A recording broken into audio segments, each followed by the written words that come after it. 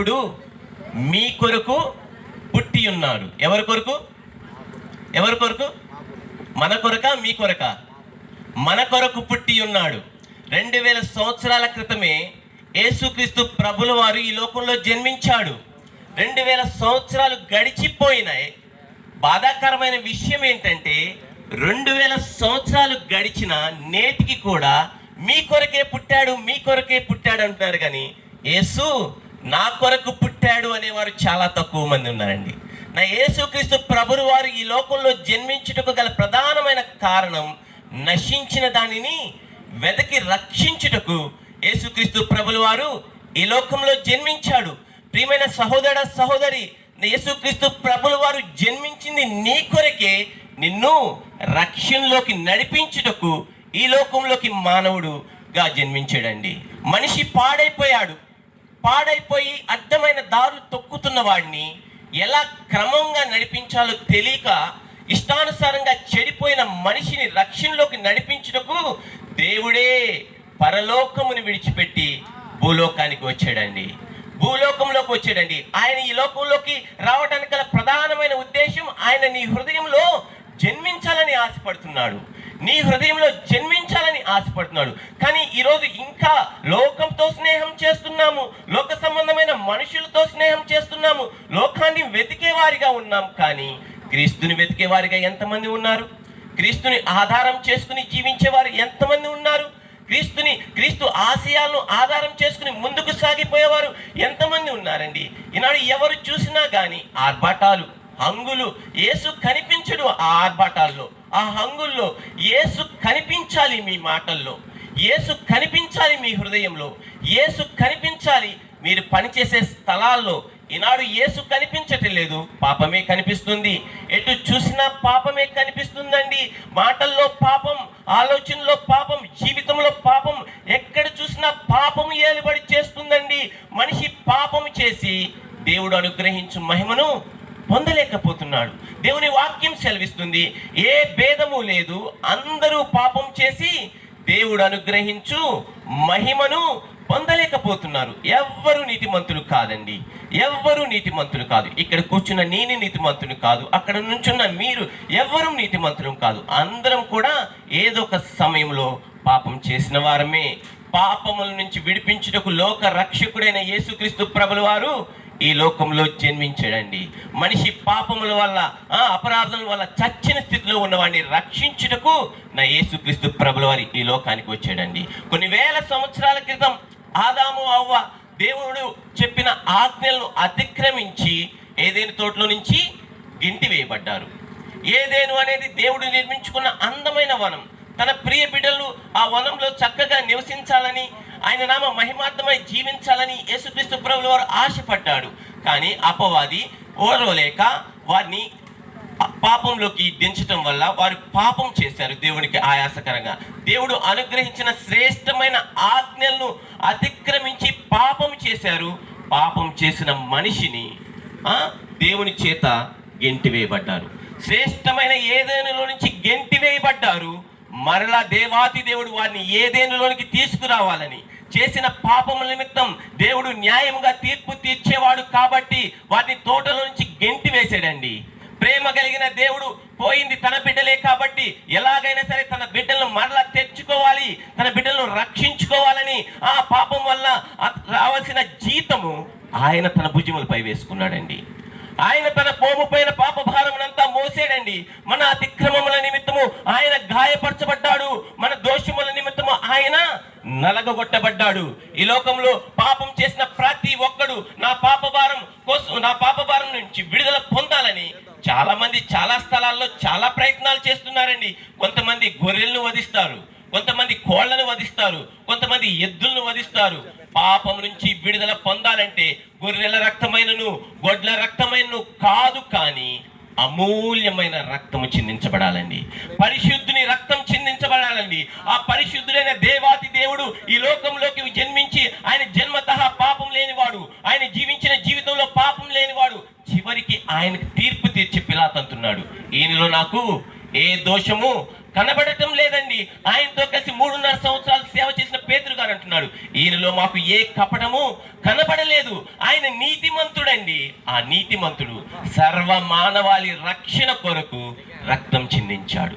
ఆయన రక్తము చిందించి ప్రజలందరికీ రక్షణ అనుగ్రహించాడండి.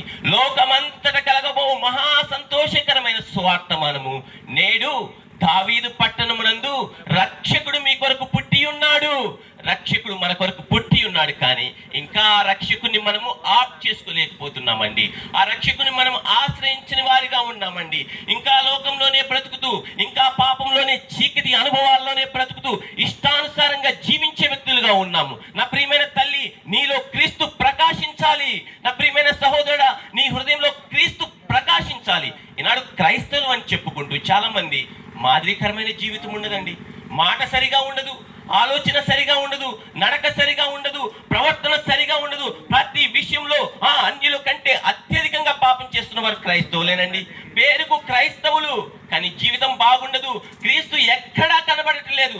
నా తల్లి, నువ్వు క్రైస్తవురాలవైతే, నువ్వు దేవుణ్ణి అంగీకరించిన వ్యక్తివైతే, నువ్వు దేవునితో కూడా నడిచే వ్యక్తివైతే, నీ మాటలో క్రీస్తు కనబడాలి, నీ ఆలోచనలో క్రీస్తు కనబడాలి. ఈనాడు క్రైస్తవులం అని చెప్పుకుంటూ ఇష్టానుసారమైన జీవితం, ఒక పక్కన హ్యాపీ క్రిస్మస్ అని సెలబ్రేట్ చేస్తాం, మరొక పక్కన తాగి తైతక్కలాడుతూ ఉంటాం.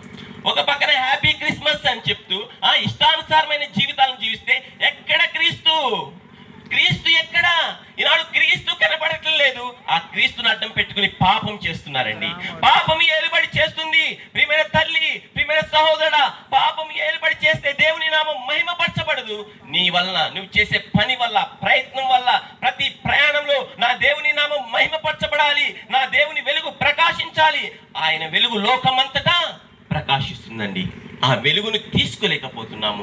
ఆ వెలుగును కలిగి మనం జీవించలేకపోతున్నాము. ఇంకా వెలుగు ప్రకాశిస్తున్నా కానీ మనం చీకట్లోనే బ్రతుకుతున్నాము. చాలా మంది చీకట్లోనే బ్రతుకుతున్నాము. పాపముల చేత, అపరాధముల చేత చచ్చిన వారిగా ఉన్నాము. చచ్చిన స్థితిలోనే ఉన్నాము. చచ్చిన స్థితిలో ఉండటం వల్ల దేవుని నామం ఎలా మహిమపరచబడుతుంది? ఏదో నామకార్థంగా వచ్చిపోవడం వల్ల దేవుని నామం ఎలా మహిమపరచబడుతుంది? ఒక స్త్రీ అంట బైబిల్లో ఉంది, 18 ఏళ్ల నుంచి మందిరానికి వస్తుందండి. 18 ఏళ్ల నుంచి మందిరంకి వచ్చి ప్రతి ఆదివారం మందిరంకి వస్తుంది, మందిరం నుంచి వెళ్ళిపోతుంది. కానీ వంగిపోయిన స్థితి, వంగిపోయిన ఆత్మీయత, 18 ఏళ్ల నుంచి ఆమె వల్ల దేవుని నామము మహిమపరచబడలేదని దేవుని వాక్యం సెలవిస్తుందండి. ఎప్పుడైతే నా యేసుక్రీస్తు ప్రభుల వారు అక్కడ వాక్య సందేశాన్ని అందించారో ఆ స్త్రీని చూశారండి. ఆ స్త్రీ పట్ల జాలి పట్టాడండి. ఆమె వంగిపోయిన స్థితిలో, దెయ్యము పట్టిన స్థితిలో ఉంది.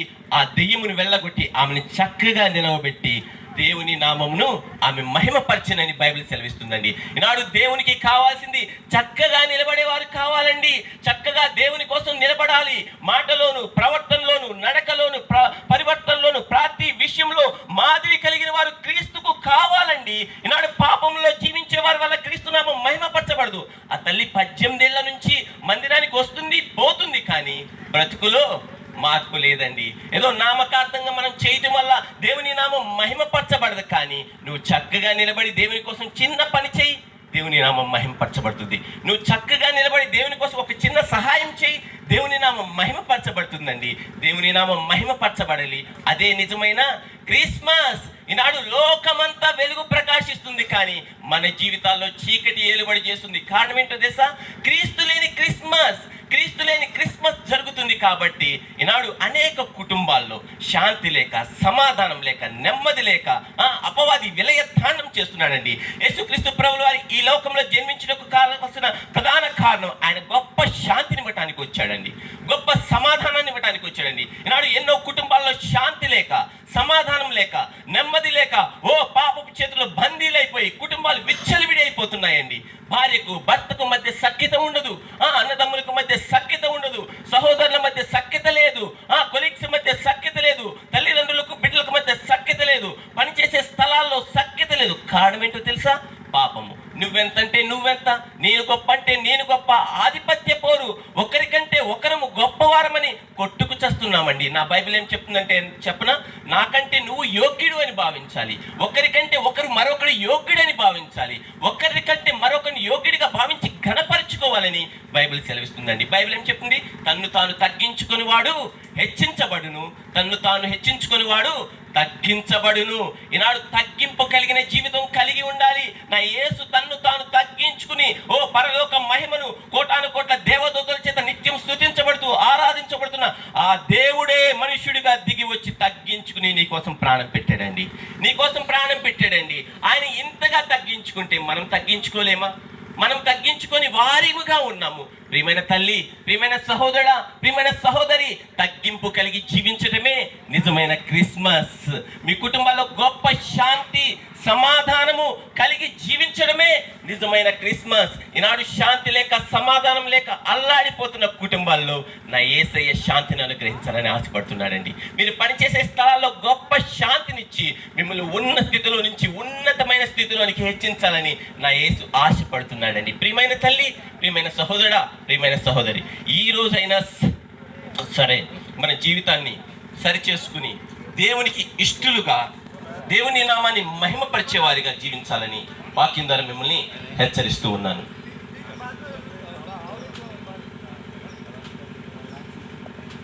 మరొక మాట చెప్తాను. యెషయా గ్రంథము